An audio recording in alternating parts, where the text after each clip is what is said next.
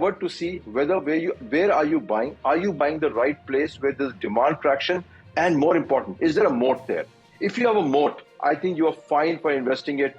You may go wrong on valuations, you can correct it. You don't have to put everything upfront in a stock, and you can correct it.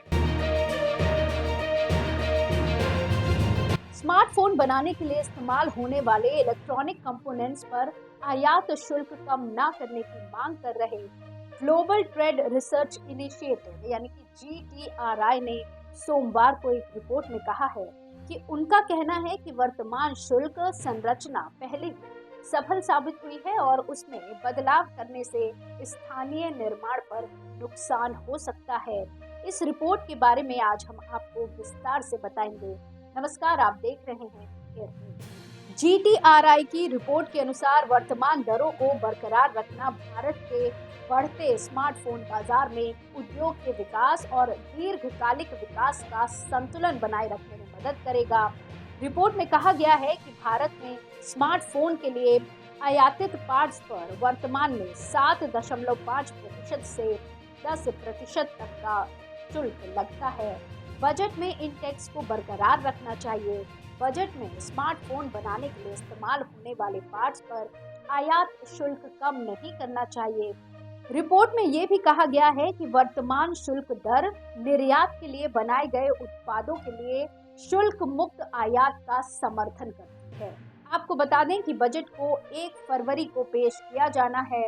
ये सुझाव उद्योग निकाय India cellular and electronics association यानी कि ICEA की मांग के विपरीत है, जिसने कहा है कि मोबाइल फोन के कंपोनेंट्स पर आयात शुल्क कटौती से हैंडसेट के घरेलू उत्पादन में 28% की वृद्धि हो सकती है, जो $82 अरब होगा, निर्यात को बढ़ावा देगी और स्वदेशी निर्माण का समर्थन करेगी।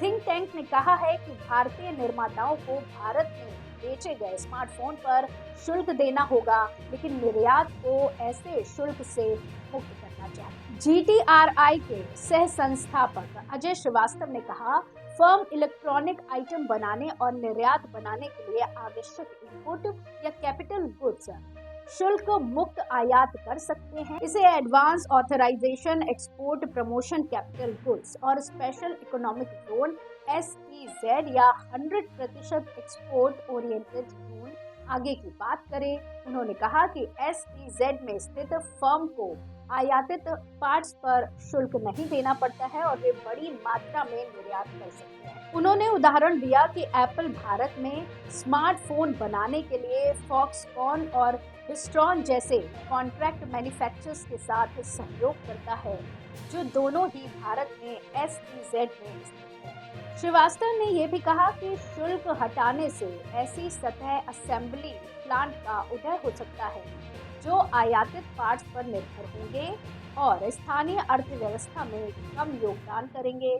ऐसे सेटअप शायद ही सरकार की प्रोत्साहन योजनाओं के खत्म होने के बाद दिख पाएंगे, जिससे भारत में गहरे अधिक स्थायी निर्माण प्रयासों को नुकसान होगा।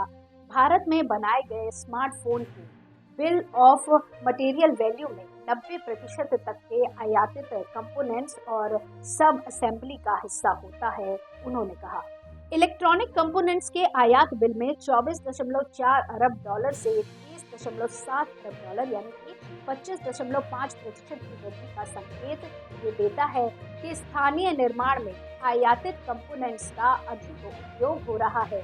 GTRI ने जोड़ा कि समय के साथ उम्मीद है कि वैल्यू एडिशन बढ़ेगा जैसे जैसे अधिक कंपोनेंट्स स्थानीय रूप से बनाए जाएंगे। इस रिपोर्ट के परिणाम में भारत का स्मार्टफोन उद्योग, जिसका निर्यात 2022 में $7.2 अरब से 2023 में $13.9 अरब तक पहुंच गया, PLI उत्पादन संबंधित प्रोत्साहन योजना का सबसे अच्छा प्रदर्शन करता है, जिसमें 4 से 6% का कैश प्रोत्साहन वार्षिक वृद्धि उत्पादन पर मिलता है और स्मार्टफोन और उसके कंपोनेंट्स के शुल्क में अंतर को बनाए रखता है। रिपोर्ट ने यह भी बताया कि भारत में बिकने वाले स्मार्टफोन्स में 98% स्थानीय रूप से बनाए जाते हैं।